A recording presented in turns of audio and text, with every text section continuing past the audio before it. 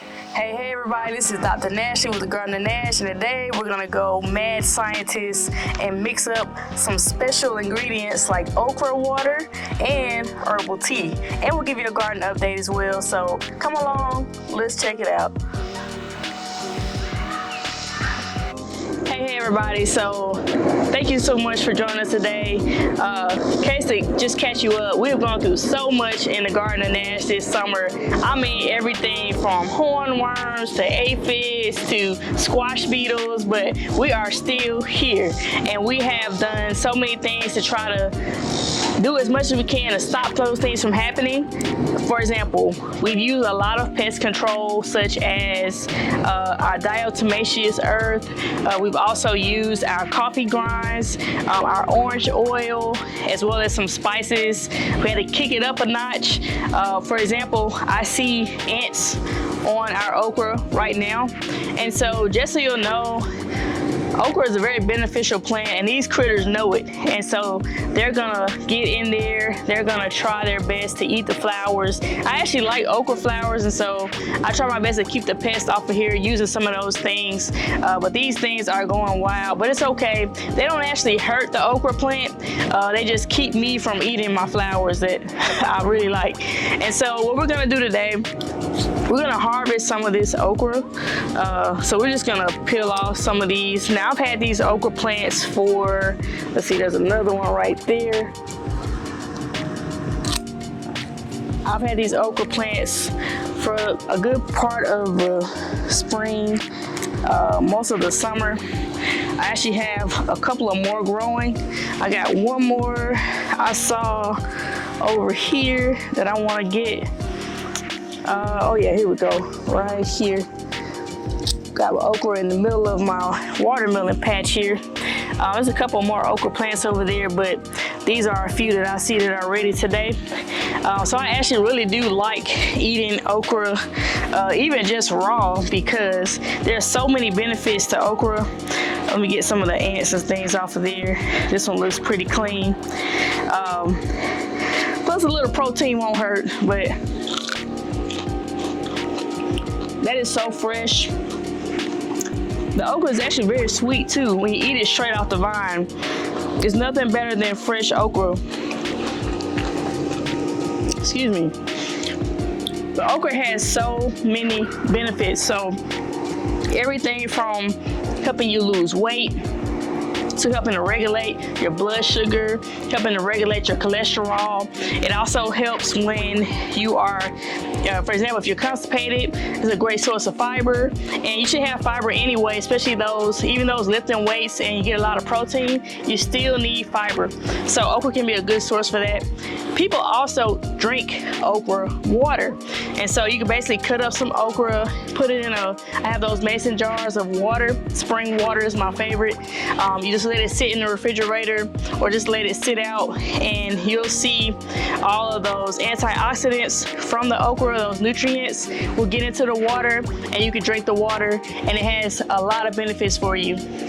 So those are some of the benefits of okra, and as you can see, with okra, you try to go ahead and clip it off of the plant when it's maybe 3 or 4 inches long, because otherwise it starts to get really hard. I have an example actually. Now this one is kind of old now, but I left it on there a while. You see how long it got, and it actually got really hard. But the beauty of okra is that you can actually leave it just like any fruit or any vegetable. You can leave it on the plant, and as it browns, it actually creates those seeds on the inside. So those little white things on the inside actually become seeds, and you can then take those seeds and plant them and do what you will, save them for next year.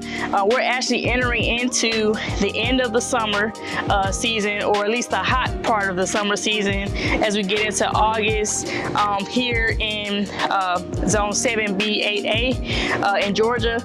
And so we're gonna start to see another season where we can actually plant some of these crops like okra, peppers, and things that really like the hot but not too hot. So there you go. What we have, we'll continue to let this okra grow. As you see, we got several more pieces. Even that one's a cute little one right there, growing. And some of these did better than others, but for the most part, I think I had them a little bit close together in here, but for the most part, they're producing minus the pests. So let's move on to some of our herbs.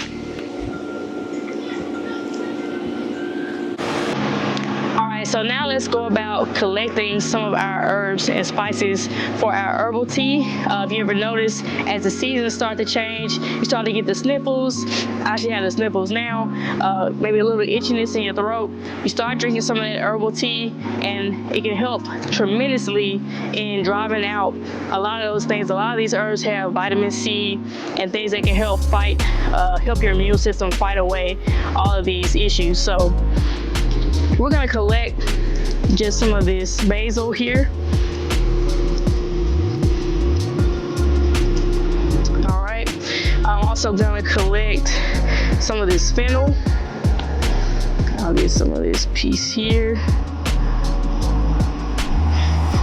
That smells good. It smells like pizza. This is my pizza bed, actually. We got a little baby cucumber coming in right there.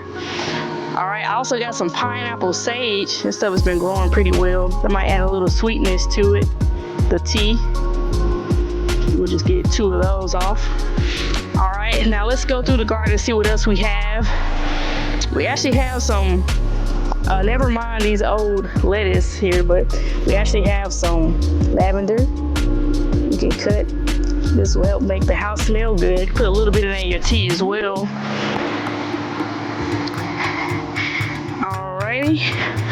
I'm gonna keep going. Oh yeah, of course, how can we forget about Mother Rosemary here?